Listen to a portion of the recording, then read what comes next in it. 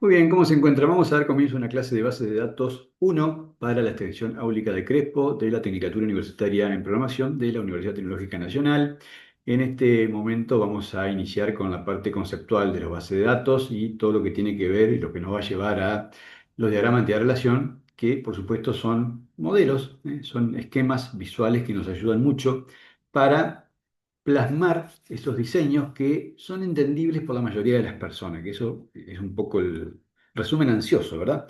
O rápido, que nos permite trabajar de manera técnica con los interesados en el proyecto. Recuerden que del otro lado del proyecto tenemos los interesados, ¿no? Aquellas personas que están interesadas en el proyecto, que por supuesto no siempre tienen relación directa con la informática o pueden dedicarse a otras cosas, entonces por ende no es que van a estar tan vinculados a la cuestión técnica, ¿no? O pueden seguirle la charla tan rápido. Entonces, se utiliza ya de hace bastantes años, diría varias décadas, este tipo de diseños que vamos a ir profundizando, vamos a ir metiéndonos en tema como para saber cómo es que se arma todo este esquema de la base de datos, o sea, cómo es que funciona en la realidad, ¿no? En la vida profesional, cómo es que se realiza. Hoy vamos a ver estos cinco temitas, cuatro más una aplicación práctica que va a tener que ver con el programa que estamos haciendo en Programación 2, ¿no? Que es un programa orientado a objetos de un sistemita de gestión, ¿no? Bueno, vamos a ir entrando de a poco a la parte conceptual y lo vamos a ir aterrizando en la cuestión operativa como para tener ya algo ahí más firme, ¿no? Ir viendo cómo se aterrizan todas estas cuestiones que vamos aprendiendo. Hoy vamos a hablar de los modelos conceptuales, es decir, cómo generar un modelo de modelado de datos en el aire sería a nivel conceptual, ¿no? Los modelos de relación, o sea, cómo generar estos componentes que fueron creados por Peter Chen, años 70 y algo, ¿no? O sea que hace bastante, ya 50 años fácil, ¿no? Vamos a ver los diagramas de entidad de relación. O sea, hay una diferencia entre lo que es un MER, un modelo de entidad de relación, y un DER, ¿ves? Diagrama de entidad de relación. Ya vamos a ver cuáles son las diferencias. Vamos a hablar de las restricciones de integridad y seguridad que tienen las bases de datos y que están relacionadas a sus claves, ¿no? Y cómo eso interactúa, cómo eso trabaja dentro de lo que es el motor de la base de datos y cómo eso afecta positivamente a un buen diseño, ¿no? Y vamos después a pasar a la aplicación práctica. Vamos a iniciar ya la puesta en marcha de nuestra base de datos que vamos a utilizar en el programa de gestión que estamos haciendo en Programación 2.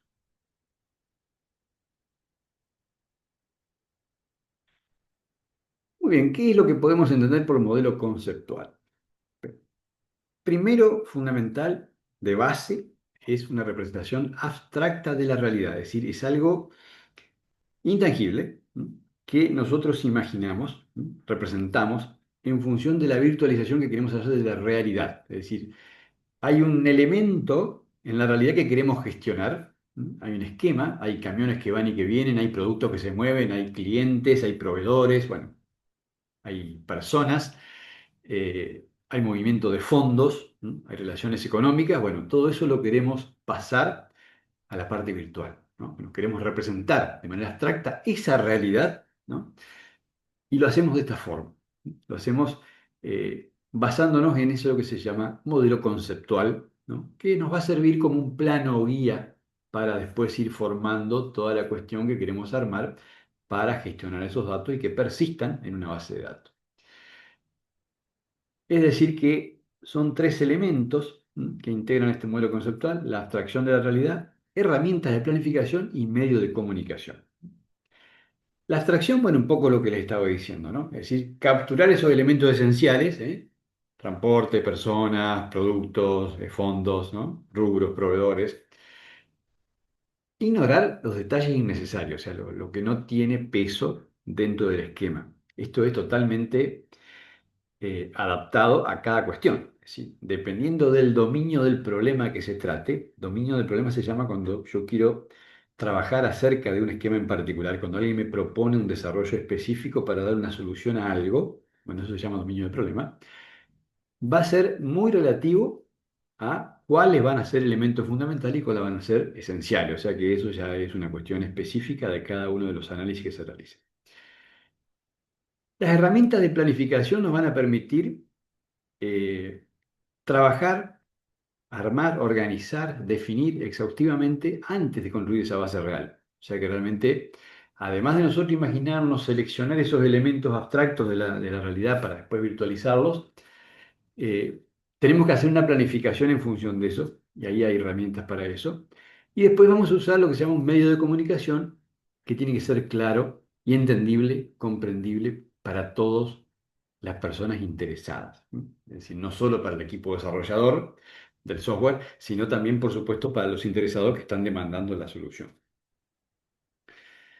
Vamos a ver qué es esto del modelo de entidad de relación. Recuerden que hay una diferencia entre el MER, modelo de entidad de relación, y el DER, diagrama de entidad de relación. 1976, bueno, fíjense, ya va a cumplir 50 años el modelo. Peter Chen es una persona que en su momento se dedicó a mirar estas cuestiones y generó esta, esta forma, ¿no?, de organizar los datos para modelar una idea, ¿no?, para modelar conceptualmente algo. ¿Cuál es el propósito de Peter Chen en su momento? Bueno, generar un enfoque estandarizado, es decir, tratar de generar un estándar de un lenguaje visual que pueda ser eh, comprensible y que elimine esa brecha que hay, ¿no?, entre lo que es la parte interesada o los requisitos comerciales de una solución y la cuestión técnica. O sea que no tengamos ese inconveniente o esa brecha o esa pared, ya por llamarla de alguna forma, que no nos permite ver lo mismo, ¿no? ¿Por qué? Porque estamos hablando de idiomas distintos. Entonces, de esta forma genera como un lenguaje unificado para poder ver las cosas de una sola forma. Y esto a su vez después se genera lo que es la base del DER, es decir, del modelo de interrelación.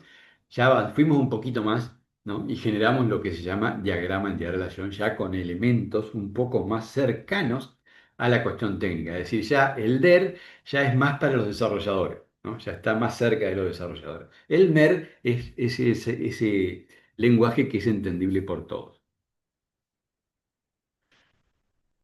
Conceptos básicos acerca del MER, o sea, el modelo de interrelación.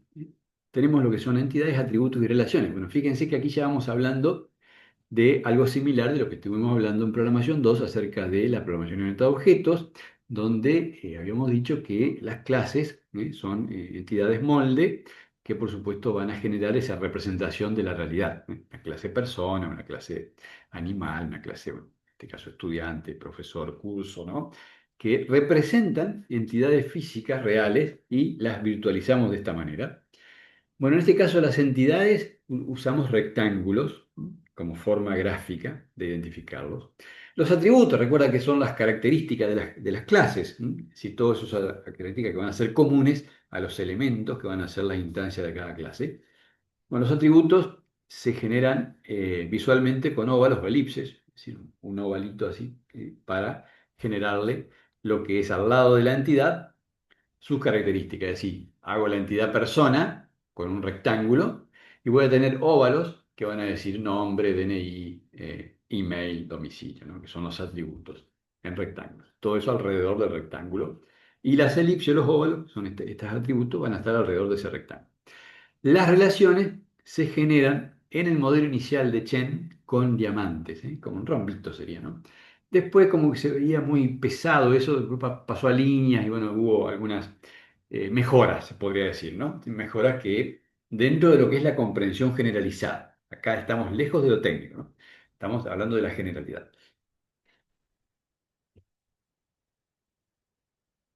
¿Qué tipo de atributos tenemos? Bueno, fíjense que aquí habíamos hablado de entidades, ¿no? Es la clase. Atributos, que son esas características o atributos mismos de la clase, y relaciones. Bueno, a su vez, en los atributos tenemos tipos. ¿Por qué? Bueno, porque podemos tener tipos de manera sencilla o simple, es decir, aquellos que no se pueden dividir. O sea, una persona, un animal. Luego tenemos atributos compuestos, que sí ya tienen partes. Por ejemplo, una dirección. Una dirección que incluye una calle, un número, eso sería una parte. Una ciudad es otra parte, que podría ser una entidad aparte, ¿no? O sea, ella está combinándose una entidad dentro de un atributo, fíjense qué interesante, y código postal, ¿no? O sea que también es otra entidad más. O sea que por ahí ya nos vamos viendo que ya los atributos pueden tener otras características y como se va profundizando un poco más ya la cuestión, ¿no? Tenemos atributos de un solo valor, como es la fecha de nacimiento, ¿no? O un número X, eh, un año, por ejemplo, ¿no? Atributos de valores múltiples, como varios números de teléfonos, puedo tener varios números de teléfono, sí, sin problema. Atributos derivados, que son aquellos que se derivan de otro, por ejemplo, derivar la edad de la fecha de nacimiento. Fíjense que ya aquí en atributo ya hablamos de 5 distintos, ¿no? Que esto es una riqueza importante porque después a su vez nos permite eso abstraer aún más. Es decir, yo para la dirección voy a trabajar con una dirección física de un texto que va a establecer una calle con una dirección, un piso, un departamento, por ejemplo. Va a eso a agregarse una ciudad, una provincia, un país y un código postal. O sea que fíjense que ahí ya integra varias entidades dentro de un atributo. Por eso son atributos compuestos. ¿Qué relaciones o qué tipo de relaciones puede haber entre las entidades? Bueno, las relaciones son esto que vamos a marcar después con flechas, ¿no? Que Chen en su momento lo generó con rombos. Son la manera que tiene de relacionarse una entidad con la otra. ¿Mm? Son de tres maneras. Uno a muchos y muchos a muchos. El ejemplo más simple, bueno, una persona tiene un DNI, ¿no? O sea, en ese caso es una relación uno a uno. Yo el atributo DNI sé que no puede haber otro, sino que tiene que haber uno solo por persona. O sea, eso ya, esa forma de dibujarlo dentro del esquema ya me ayuda también. Y condiciona a la persona que va a hacer el diagrama para que lo pase al desarrollador, ¿no? O sea, yo ya le estoy marcando la cancha y le estoy marcando el límite que tiene que tener en cuanto a determinados atributos. Es decir, acá es uno a uno. O sea, no hay más que un atributo de esta clase para esta entidad. Por ejemplo, el DNI, la fecha de nacimiento, ¿no? O el nombre, o sea, nombre y apellido, bueno, tiene uno solo, ¿no? O sea, eh, uno a muchos, bueno, ahí ya estamos hablando de que una entidad puede tener relación con muchas otras de otra clase, ¿no? eh, un departamento administrativo tiene varios empleados, por ejemplo. Entonces ahí se relaciona un departamento con muchos empleados, ¿verdad? Es un uno con una n al extremo, ¿no? En ese caso. Muchos a muchos, bueno, en este caso, cuando muchos estudiantes pueden inscribirse a muchos cursos. También es totalmente entendible y práctico, ¿no? Eso es todo. O sea que fíjense que con esas tres alternativas ya estamos prácticamente cubriendo todo lo que puede suceder dentro de un esquema lógico de armado de unas relaciones de los datos que queremos persistir en la base de datos. Después que hicimos este modelo, este MER, que es lo que estábamos hablando recién, con el modelo de Chen, ¿no? Que usa rectángulos, usa óvalos o elipses y rombitos, después van a pasar a ser flechas, ¿no? O líneas. Ya tenemos la base para hacer un DER, que dijimos que el DER tiene ya una cuestión un poquito más técnica, ¿no? Si bien puede ser leído ya por mucha gente, porque mucha gente estudia estas cosas, porque sabe que le sirven y demás, pero es algo que está más cerca ya del desarrollador, ¿no? Los elementos de notación estándar dentro de lo que es un DER son rectángulos para las entidades, en eso coincide con el MER, ¿no? Elipses u óvalos representan los atributos, también coincide, exactamente igual. Los diamantes acá representan relaciones, es decir, muy parecido a lo que es con el MER, pero no es directamente eso, sino que eh, es la relación que existe entre una entidad y la otra. Y las líneas son las conexiones que existen entre las entidades con relaciones y atributos. Y la cardinalidad también, uno a uno, uno a n o n a m. Perfecto, o sea que también fíjense que son reglas claras, sencillas, simples, ¿como para qué? Para hacerlo sencillo, ¿no? Para que todo el mundo pueda entenderlo de forma rápida, ¿no? Porque lo que buscamos acá es un lenguaje visual estandarizado que pueda ser entendido de forma inequívoca por todo el mundo. O sea, no se olviden que en esto es fundamental que tanto el que encarga el proyecto como el que lo va a desarrollar vea la misma película. O sea, no estemos viendo cosas distintas ni mucho menos imaginándonos respuestas distintas a una misma situación, porque evidentemente hay un inconveniente grande ahí, que por supuesto aquí es donde comienza a subsanarse, generando este tipo de diagramas, este tipo de herramientas que sirven como para unificar criterios y dejar una base de la cual, por supuesto, ambas partes están de acuerdo. Entonces, después sí, esto tiene una sola interpretación. Si se deja librado a la ambigüedad, hay un inconveniente, porque después las partes no se van a poner de acuerdo acerca de lo que entendieron y lo que realmente sucedió. Y tenemos, como le decía yo, le adelantaba, se generó después una diferencia entre las notaciones, o sea, la forma de hacer los dibujitos sería, ¿no? Un poco hablando mal y pronto. La notación Chen, bueno, que yo les comentaba, que termina siendo bastante engorrosa. Fíjense que están los rectángulos, las elipses y los rombos, bueno, como que visualmente no ayuda mucho. Y la notación de pata de gallo, para mí, como que es bastante más limpia, ¿no? Tenemos las entidades con sus rectángulos, las relaciones con la flechita y la pata de gallo es lo que hace este esquema, ¿no? Que tiene como, bueno, es parecido a una pata de gallo porque tiene a veces tres, ¿no? Liñitas que son las que encadenan las relaciones. Y de esa forma, bueno, se genera visiblemente, me parece mucho más práctico. Y si no, ya pasamos a algo mucho más complicado y por supuesto más cercano al desarrollador y más técnico, que es el diagrama de clase UML. Esto ya tiene una relación directa con las clases de la programación orientada a objetos. El UML es el lenguaje de modelado unificado. Está al revés, o sea,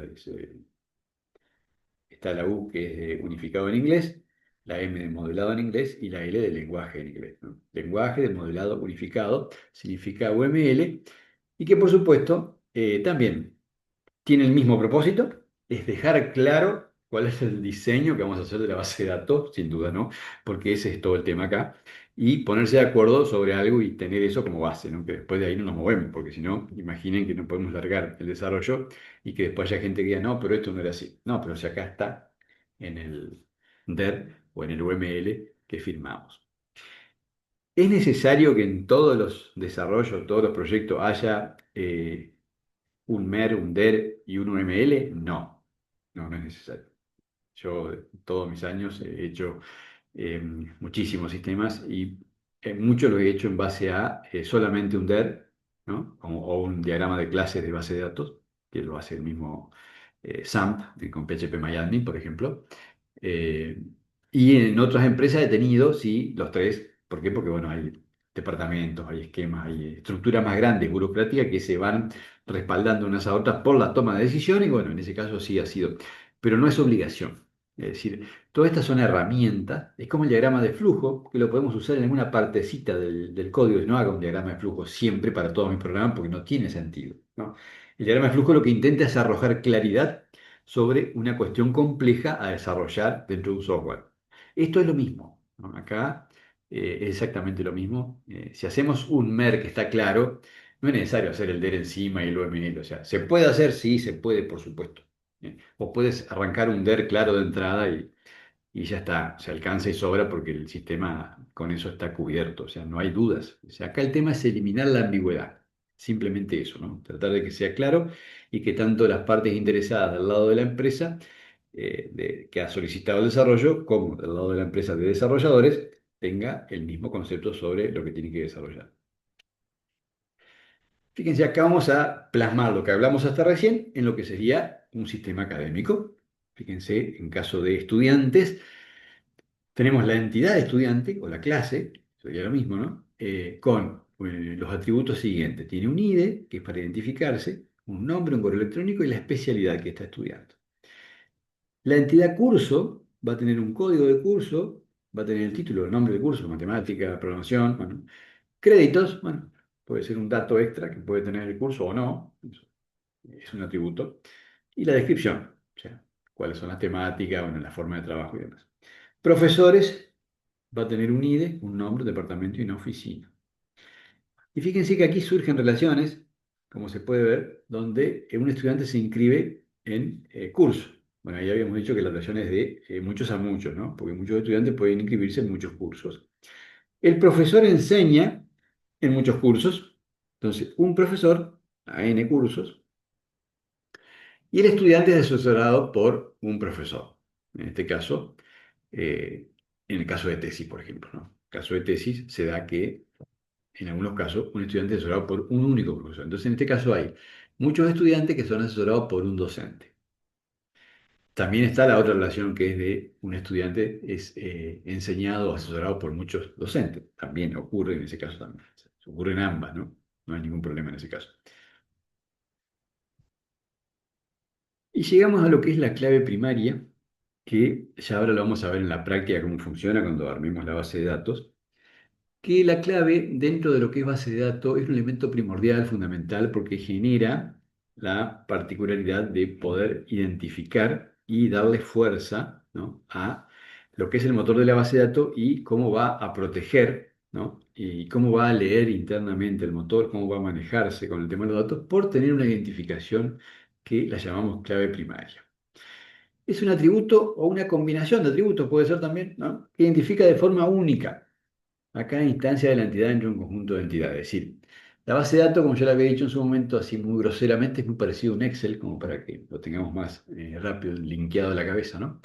Donde vieron que el Excel tiene muchas filas, muchos registros. Sería, bueno, este es lo mismo.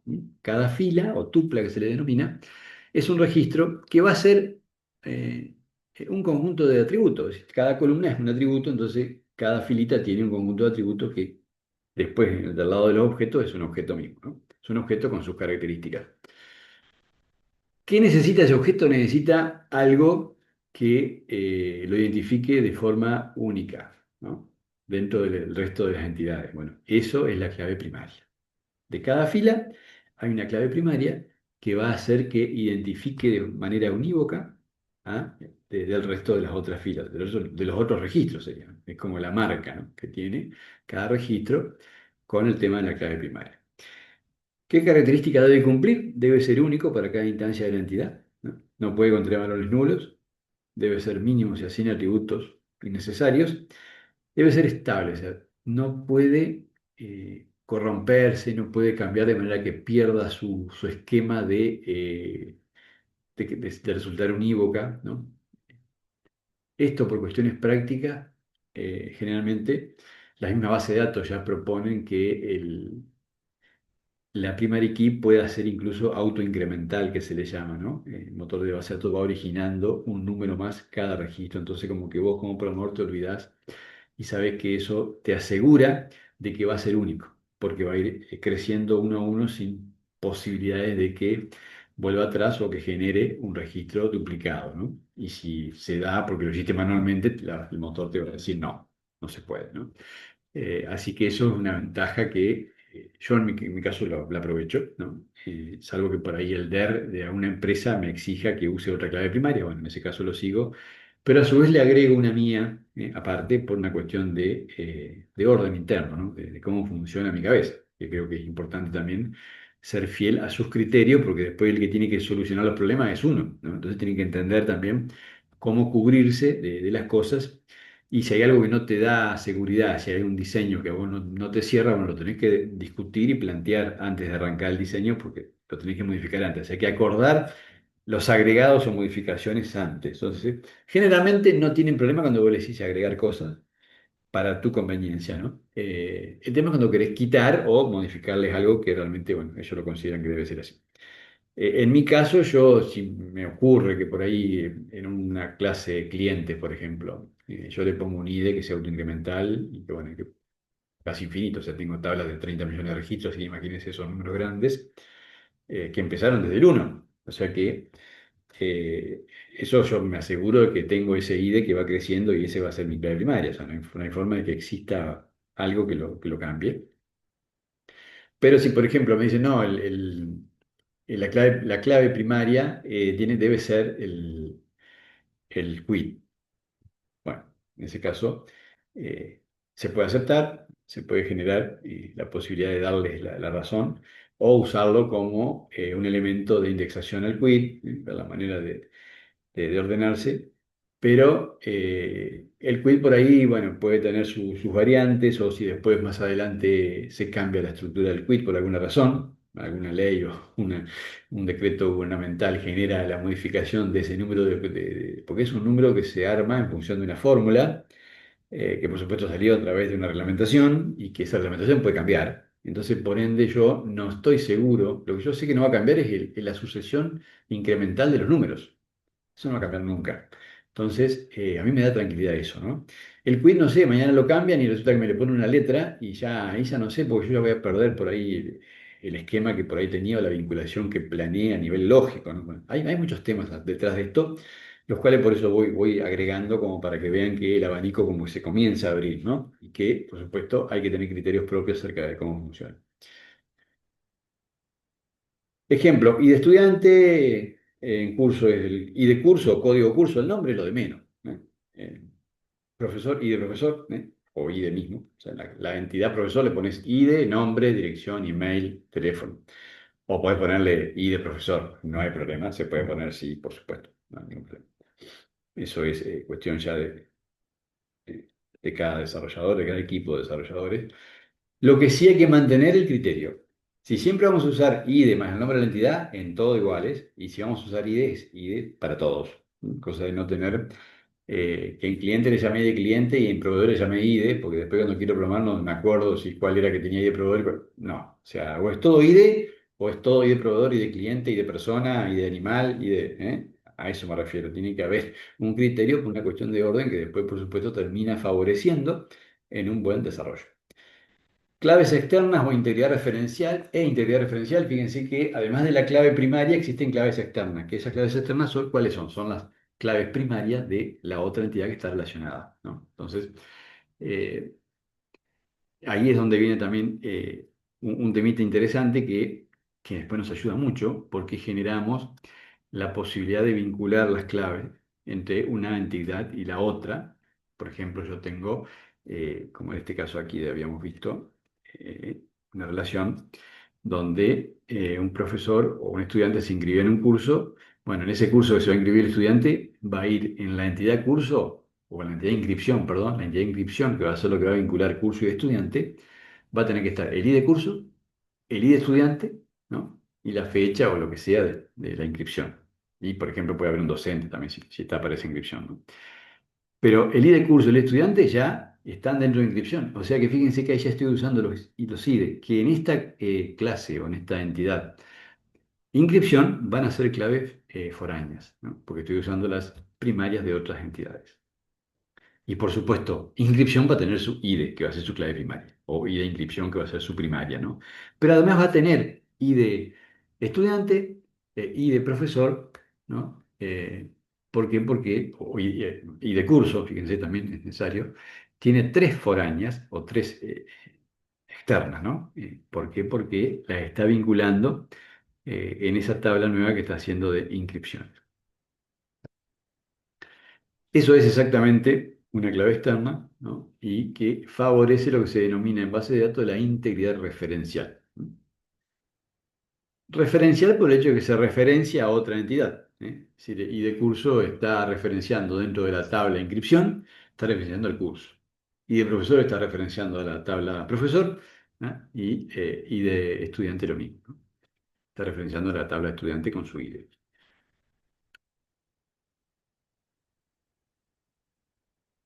Con esto garantizamos que las relaciones existan de manera sana, ¿no? Entre las tablas y que, pues las entidades, tabla o entidades es lo mismo, ¿no? Es lo mismo. Y de esa manera podamos tener seguridad de que los datos están persistiendo de manera ordenada, ¿no? Aquí tenemos algunas acciones que podemos lograr con la integridad referencial, que es la acción cascada, que genera que frente a una posibilidad de que yo modifico algo en esa tabla, ¿no? Por ejemplo, yo en inscripción tengo vinculado el ID estudiante, el ID curso y el ID profesor. ¿Qué pasa si yo tengo en inscripción, tengo el profesor uno, ¿no? El curso uno y el estudiante uno, y después de las tablas esas borro el ID uno del estudiante? No me va a dejar. ¿Por qué? Porque está vinculado, lo que se llama la integridad referencial, donde cuando yo tengo una clave foránea que está integrando otra entidad, si yo le agrego la restricción de integridad referencial, cuando se intenta generar una eliminación de una de las tablas vinculadas, no te lo permite el motor de la base de datos. Es una gran ventaja porque ayuda, por supuesto, para mantener el orden dentro de los esquemas. Si no, los usuarios empiezan a eliminar cosas y después, por supuesto, los datos faltan en las otras tablas donde necesita ese dato. O sea, pasa mucho, ¿no? Cuando por ahí los sistemas no están bien hechos, ¿no? Entonces, de esta manera yo genero esa restricción, ¿no? O puedo hacerlo tanto para eliminar, para modificar o para agregar también, por supuesto, ¿no? Si estoy generando una duplicación o ingresando un nulo, lo mismo, ¿no? Esto lo vamos a ver en detalle, es una cuestión más bien práctica, pero por supuesto conceptualmente hay que entenderlo y saber que existe esta herramienta, que por supuesto es de muy, muy buen uso y que ayuda mucho para, bueno, generar lo que se llama la integridad de los datos, es decir, los modelos de base de datos relacionales, que es lo que estamos viendo en este momento, se caracterizan por tener un gran enfoque en lo que es la integridad de los datos. Es decir, son muy precisas, están dispensadas para eso específicamente, ¿no? Yo les había comentado que las no SQL no es que vienen a reemplazar, sino que a completar porque tienen foco en otra cosa, tienen foco en el volumen y en la velocidad. Totalmente distinto el enfoque y no en la precisión y la integridad como es la del modelo relacional. También tenemos el esquema de lo que se denominan entidades débiles dentro de lo que es el modelado de base de datos. Es una entidad que no pueden ser identificadas de forma única, sino que depende de otras, ¿m? De otra entidad que es propietaria. Generalmente va a depender de una entidad propietaria para ser identificable. ¿M? Tiene una clave parcial, pero la identifica dentro del contexto de su propietario, o sea, de otro siempre. ¿M? Y su existencia va a depender de la existencia de un contexto propietario, ¿no?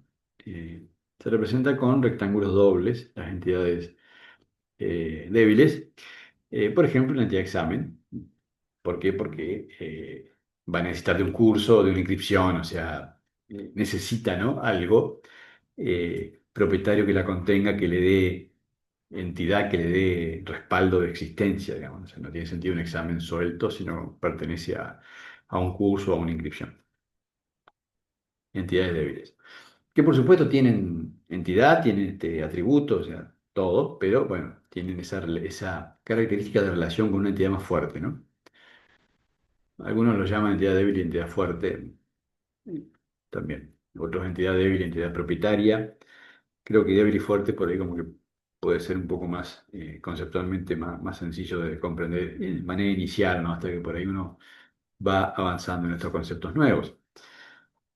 ¿Cómo avanzamos, cómo pasamos de lo que es el modelo conceptual, todo esto que estamos charlando, al modelo lógico? Bueno, vamos a hacer un identificador de entidades y atributos, definimos exactamente cuáles son cada uno de ellos, vamos a relacionarlos, vamos a crear el diagrama, entidad de relación, definimos las claves, ¿m? Vamos a restringir o agregar las relaciones que existan y por supuesto, convertimos ese modelo a tablas, que es lo que vamos a hacer ahora, después de esta pequeña charla teórica. Vamos a ir al SAMP y ya vamos a convertir un poco todo esto que ya estamos charlando en programación 2 con el sistema de gestión. Lo vamos a empezar a pasar ya a crear sus tablas que son necesarias para mantener los módulos que estamos realizando, ¿no? Hay unas características que son denominadas extendidas de lo que es el modelo de antirrelación, es que tienen lo que se llama especialización y generalización, porque podemos usar el concepto que ya han empezado a charlar en programación 2 que tiene que ver con la herencia, donde una clase más grande, una superclase, puede heredarle a otras clases o a otras subclases sus características, ¿no? Y sus métodos. Por ejemplo, clase persona puede tener subclase como estudiante, como empleado, y a su vez estudiante empleado va a heredar todo lo que tiene persona y a su vez va a tener las características específicas de estudiante. Esa relación que hay de la herencia de la programación orientada a objetos es exactamente la misma que se extiende acá en lo que es la entidad de relación. Agregación cuando una entidad va a constar de otra. Una entidad equipo consta de varias, por ejemplo, entidades persona. Puede tener un equipo de jugadores, puede tener un jugador, entrenador, técnico, asesor, médico. O sea, hay una gran diferencia de clases menores o clases, subclases de esa clase mayor o esa superclase que es el equipo. Hay como una agregación de clase que tiene esa relación. Y la relación ternaria cuando, el ejemplo que le daba hoy, ¿no? De la clase de inscripción que va a necesitar, la entidad de inscripción que va a necesitar existir para contener, toda esta parte de lo que es los cursos, de lo que es el estudiante, o todo lo que representa, que se lleve adelante la gestión de estudiantes en una entidad educativa. ¿Cuáles serían errores comunes que podemos cometer en el modelado de entidad-relación? Bueno, confundir entidades y atributos, es decir, si yo modelo incorrectamente lo que debía ser una entidad como un atributo o viceversa, bueno, obviamente ya empiezo mal, o sea que esto no es que se hace solo y que, sino, se pueden cometer errores grandes, ¿no? Y por supuesto arrastrarse después durante todo el diseño del programa. Y de hecho ocurre, ¿no? Por ende, bueno, obviamente ocurre mucho con la gente mal formada, ¿no? Con la gente que por ahí no pasó por la universidad o por ahí no tiene una formación tan completa porque se ha enfocado solamente en el código y ha dejado de lado una cierta cantidad de temas importantísimos que por supuesto los pasó por alto y bueno, después genera este tipo de inconvenientes, ¿no? Eh, Hay un ejemplito de autor como un atributo de libro, ¿no? Cuando en realidad autor es una entidad, ¿no? Hecha y derecha, o sea, no puede ser un atributo. ¿No? Entonces ahí ya empieza el problema. Ahora, si uno se empieza a perder reflexivamente, dice, ¿y si por qué? Si el libro tiene autor, podría ser una característica. No, no es una característica del libro el autor. Pero claro, ya es un razonamiento medio filosófico, ya es una cuestión que hay que tener capacidad de pensamiento, de reflexión, ¿no? Por eso que todo esto se estudia, se trabaja y después se empieza a darle sentido para que, por supuesto, el sentido común tenga un peso importante, porque yo después tengo que empezar a reflexionar en forma exacta acerca de cómo funciona en la realidad. Es decir, ¿realmente el autor es una característica del libro? No, el libro eh, tiene atributos, ¿no? Que, por supuesto, eh, van de la mano de lo que es el libro en sí, ¿no? Y no realmente como una entidad. El autor, que es una persona, obviamente, va a tener, o son varias personas, va a tener sus atributos. ¿M? Entonces, por ende, eh, sí, el libro puede tener un ID de autor, bueno, luego después en la base de datos, ¿no? Realmente es necesario hacer ese tipo de salvedades, ¿no? Cardinalidad incorrecta, bueno, también este otro temita, que a veces nos podemos confundir entre las relaciones, si va a ser uno a uno, uno a muchos, resulta que puse uno a uno y es uno a muchos, o al revés, ¿eh? Puse uno a muchos y era solamente uno a uno. Por ejemplo, casualmente el libro autor, la relación. Bueno, y ahí está la otra que también me salta enseguida, porque si yo lo pongo al autor como atributo, después no lo puedo relacionar. ¿No? Porque no tengo entidad para relacionarlo, o sea, no puedo relacionarme con un atributo, me relaciono con otra entidad. Entonces, cuando yo quiero decir que un libro puede tener muchos autores, puede tener más de un autor, un libro, ahí ya me complico. Si no tengo la entidad de autor, ¿cómo voy a hacer la relación? O sea que como que se va consiguiendo que la forma vaya tomando coherencia a medida que se va transitando la reflexión sobre cómo armar el esquema lógico, ¿no?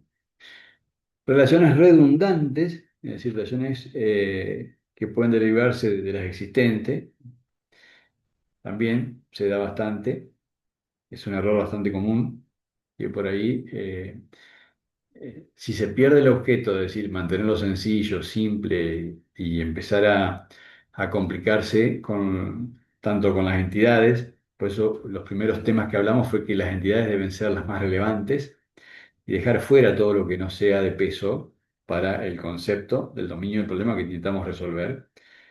Caso contrario, vamos a incurrir en estos inconvenientes, ¿no? De confusiones y, por supuesto, de redundancia, ¿no? Que es uno de los enormes enemigos de la base de datos.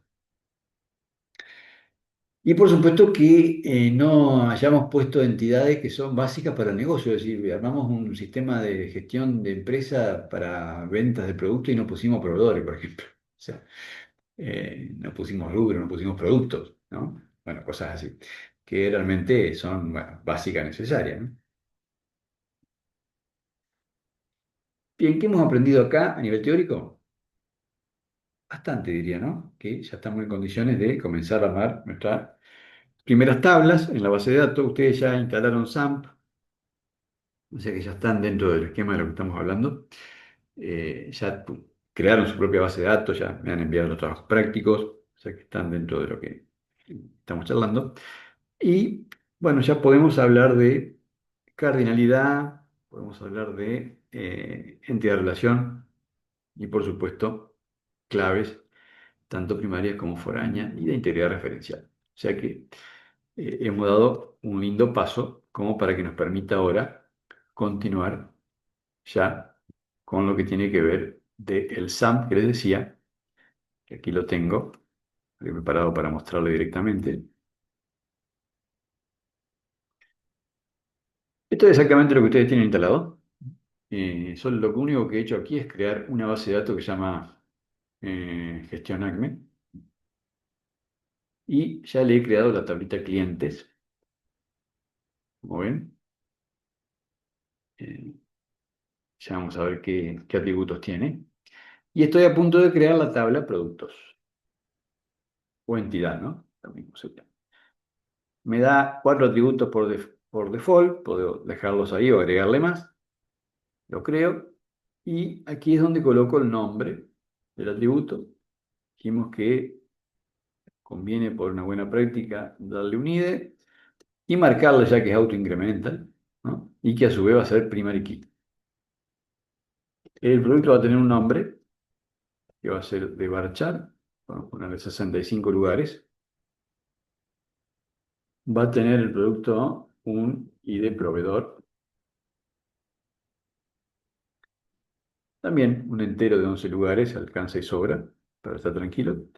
Va a tener un ID rubro, o sea, ¿qué quiere decir esto? Que ya voy a tener que pensar en que tengo una entidad proveedor y una entidad rubro, que va a tener un ID así igual como tiene producto en este caso que estoy creando, ¿no? Aquí ya esta es la primaria, la ID, y estas dos ya son foráneas, ya son externas, ¿verdad? Y tengo que, bueno, vamos a grabarlo, tengo que agregarle un campo más, ahí está, y productos, acá me pone los 4 campos que le he agregado recientemente, marca que esta llavecita es la que dice que es la primary key, y le voy a agregar el precio y el estado, le puedo agregar 2 atributos más. Entonces va a tener un precio, el producto, y ahí sí lo ponemos que sea decimal, de 12 lugares con 2 decimales, un tipo decimal, de datos, y el estado que va a tener solamente un 1 o un 0, o sea que va a ser un entero de un espacio, el cual por defecto lo puedo definir que sea un 1, ya que siempre esté activo, ¿no? Y si después lo quiero pasar a desactivado para que no se muestren los productos dentro de la lista de productos a vender, que tenga un 0. Fíjense que puedo definirlos con valores básicos de entrada para cuando se crea el producto, ¿no? También lo hace así ya la base de datos. El motor de base de datos me da esas ventajas. Entonces he creado, fíjense, en la base de datos ya tengo clientes y productos. Clientes que si quiero ver su estructura, me dice que tiene un ID, que es la primera key, tiene nombre, el email y el quit. Eh, y bueno, y productos que acabamos de crearlo recién, que tiene más atributos, ¿no? Tiene más atributos, tiene ID de nombre, ID de proveedor, ID de rubro, precio y estado. Eso es todo, ¿no? Ustedes ya han estado practicando para hacer inserts. Bueno, ahora lo que tenemos que hacer es vincular desde programación 2 a través de C Sharp con la sintaxis de C Sharp para enviar las consultas SQL. Recuerden que el lenguaje SQL es el lenguaje con el que se comunican las bases de datos, los motores de base de datos se entienden. Y yo dentro del lenguaje de programación que esté usando, en este caso C Sharp, puedo estar usando Python, puedo estar usando PHP, bueno, C, Java.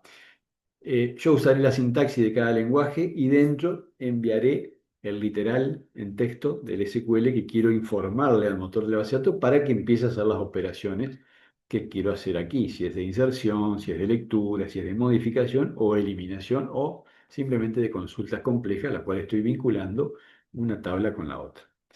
Así que como ven, ya estamos en condiciones, ¿no? Con estos conceptos que hemos visto hoy, más estas cuestiones que ya, si bien las teníamos practicadas, ya hemos avanzado como para que ya tengamos la tabla cliente y producto. Los invito a que las agreguen ya a su SAMP para ir vinculándolo en la próxima clase de programación. Así ya empezamos a dar forma a este programita de gestión que se llama Gestión ACME. Así que por ahora hemos terminado con esto, es todo y será hasta la próxima. Muchas gracias.